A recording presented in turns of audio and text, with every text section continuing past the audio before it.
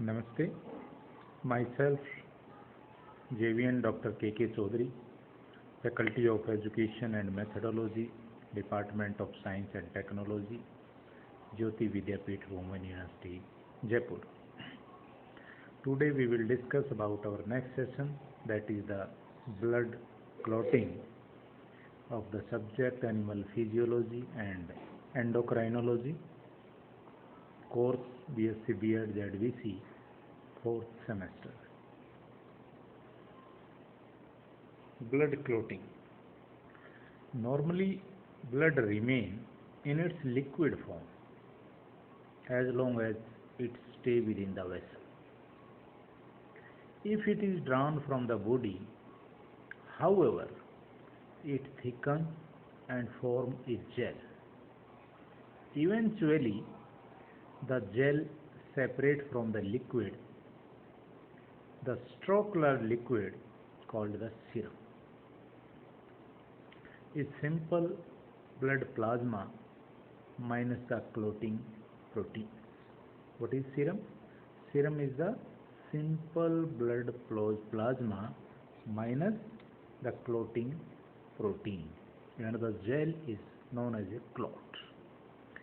It consists of a network of insoluble protein fibers called fibrins, in which the formed element of the blood are trapped.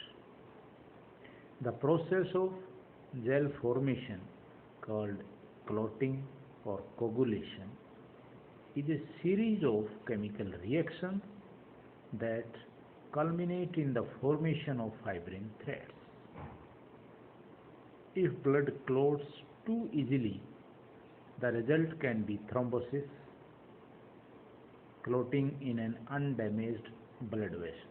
Thrombosis means clotting in an undamaged blood vessel. If the blood takes too long to clot, hemorrhage can occur. Clotting involves many substances known as clotting or coagulation factors. These factors include the calcium ions, many inactive enzymes that are synthesized by hepatocytes or the liver cells and released into the bloodstream, and various molecules associated with platelets or released by the damaged tissues. Most clotting factors are identified by Roman numerals that indicate the order of their discovery. Clotting is a complex cascade of enzymatic reactions in which each clotting factor activates many molecules of the next one in a fixed sequence. Finally, a large quantity of product is formed. Clotting can be divided into three stages. First, the two pathways called extrinsic and intrinsic pathways, which will be described shortly, leads to the formation of prothrombinase. Once the prothrombinase have been formed, then what happens? The steps involved in the next two stages of clotting are the same for both the extrinsic and intrinsic pathway, and together these two stages are referred to as common pathway. Prothrombinase converts prothrombin, a plasma protein formed by the liver, into the enzyme thrombin. Thrombin converts the soluble fibrinogen, another plasma protein formed by the liver, into insoluble fibrin. Fibrin forms the thread of the clot. Now the extrinsic pathway. The extrinsic pathway of blood clotting has fewer steps than the intrinsic pathway and occurs rapidly within a matter of seconds if trauma is severe. It is so named because a tissue protein called tissue factor is also known as thromboplastin leaks into the blood from the cells outside blood vessels and initiate the formation of prothrombin. Tissue factor is a complex mixture of lipoproteins and phospholipids released from the surface of the damaged cells. In the presence of calcium ions, tissue factors begin a sequence of reactions that ultimately activates clotting factor X, a clotting factor 10. When factor 10 is activated, it combines with factor 5 in the presence of calcium ions to form the active enzyme prothrombinase, completing the extrinsic pathway. Okay, so this is about the extrinsic pathway. Now the intrinsic pathway. The intrinsic pathway of blood clotting is more complex than extrinsic pathway and it occurs more slowly, usually require several minutes. The intrinsic pathway is so named because its activators are either in direct contact with blood or contained within. Within means intrinsic to the blood. Outside tissue damage is not needed. If endothelial cells become rough or damaged, the blood can come in contact with collagen fibers in the connective tissue around the endothelium of the blood vessel. In addition, trauma to endothelial cells causes damage to platelets, resulting in the release of phospholipids by the platelets. Contact with collagen fibers activate clotting factor 12, which begin a sequence of reactions that eventually activate clotting factor 10. Platelet phospholipids and calcium ions can also participate in the activation of factor 10. Once factor 10 is activated, it combines with factor 5 to form the enzyme prothrombinase, completing the intrinsic pathway. So this is about the intrinsic and the extrinsic pathways. Now the common pathway. The formation of prothrombinase marks the beginning of the common pathway.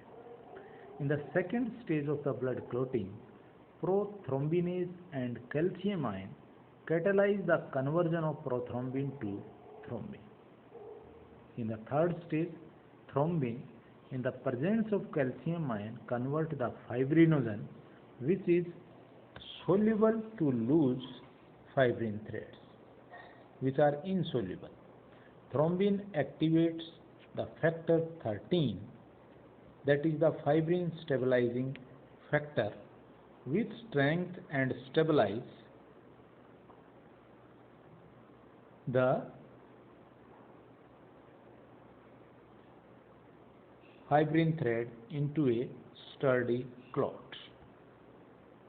Plasma contains some factors 13, which is also released by platelets trapped in the clots.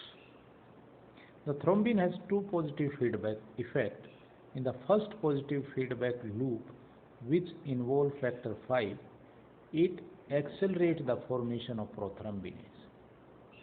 Prothrombinase in turn accelerates the production of more thrombin, and so on. In the second positive feedback loop, thrombin activates the platelets, which reinforce their aggregation and the release of platelet phospholipids.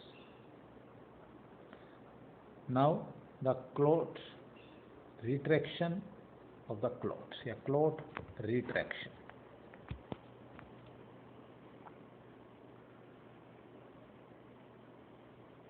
Once a clot is formed, it plugs the ruptured area of blood vessels and thus stops blood loss. Clot retraction is considered a consolidation, a tightening of the fibrin clot. The fibrin threads attached to the damaged surface of the blood vessels gradually contract as platelets pull on them. As the clot retract, it pulls the edge of the damaged vessels close together, decreasing the risk of further damage.